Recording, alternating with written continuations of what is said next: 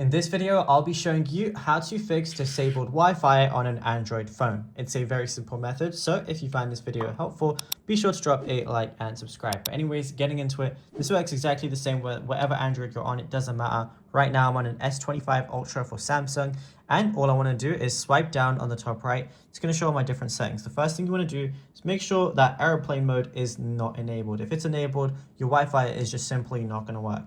Then, of course, just make sure you have your Wi-Fi on. It's toggled on right here. Right now, it says connected for me. But if it doesn't say that, that means you're not connected. So what I want to do is I want to go all the way to details.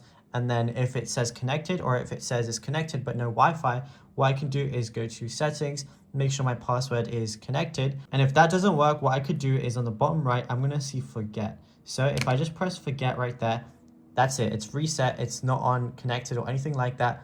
I don't have Wi-Fi enabled. So what I got to do is go ahead and reconnect. So once you type in the password again for your Wi-Fi connection, you should be connected properly and your Wi-Fi should be working. Now, if you found this video helpful, be sure to drop a like and subscribe, and also let us know in the comments what more tutorials you want from this channel in the future.